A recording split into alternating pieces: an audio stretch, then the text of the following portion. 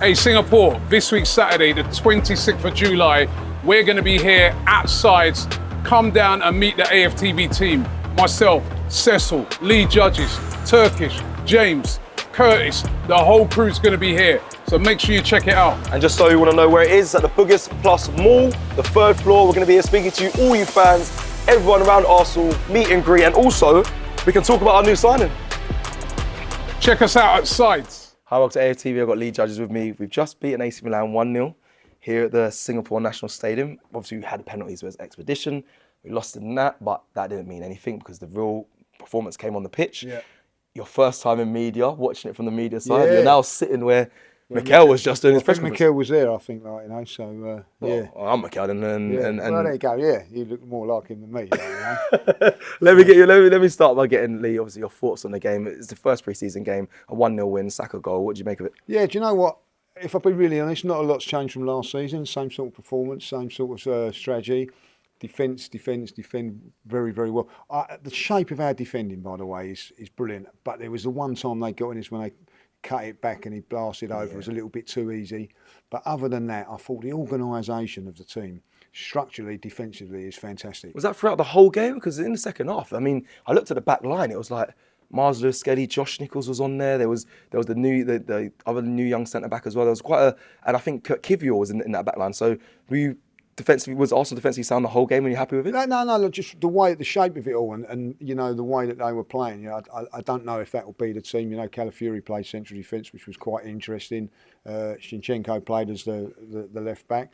And the game obviously changes, Cecil, when there's loads of substitutions. So it's difficult to grade it after that. But what I liked about it, not necessarily the players in position, it was the way, the shape, everything, the way they've done the midfield get back. They know exactly what they're doing. You know, when you're watching it, and this is the great thing about coming to these friendlies. You actually watch the game without the pressure of the win, lose or draw. So you can watch what's happening and engage it from there, and you can see how well drilled we are. Well drilled we are, and that was very, very pleasing. You said at the beginning there, like you said, it's not much different to what you know of watching Arsenal in the past. Did you want to see something different though? Did you want to see a different style of tactics or, you know, a different attacking option, or were you happy with what you saw? I think that will come with personnel change, you know. So when we get the other striker in, today you see us playing with the false nine with Havertz. Who, by the way, his work rate today was sensational. I think he really, really works hard. You know, first game to play, tough. But you can tell that, you know, I just felt that there was 3 or 4 times. A lovely bit of play.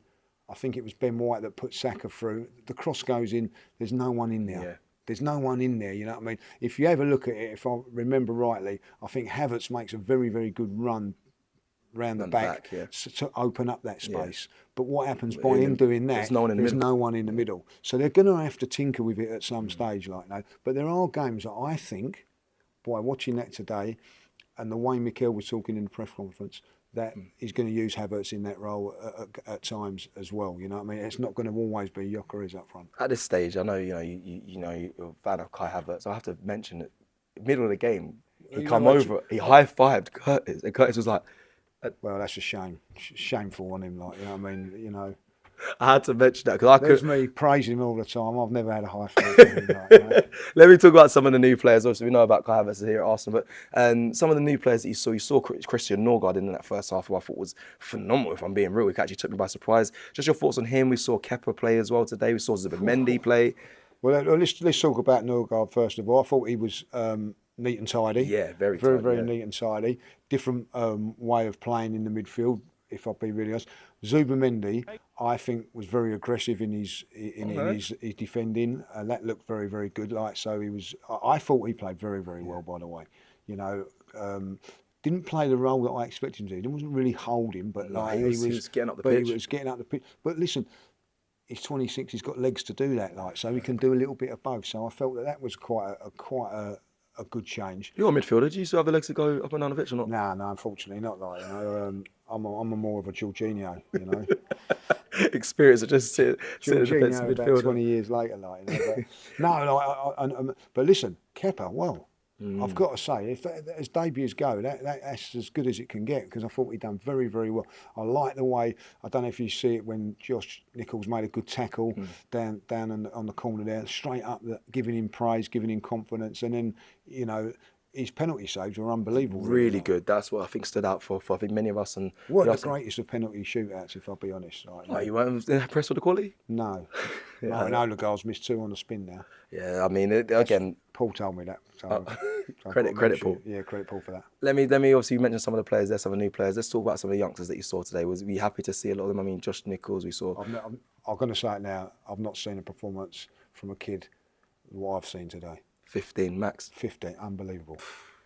Unbelievable. The confidence to just get the ball off of seasoned professionals, demand it, and then do what he done was sensational. Did you want to see him then in the first team? Is it too? Because I got criticised for saying too much pressure, too young. But for me, he looks.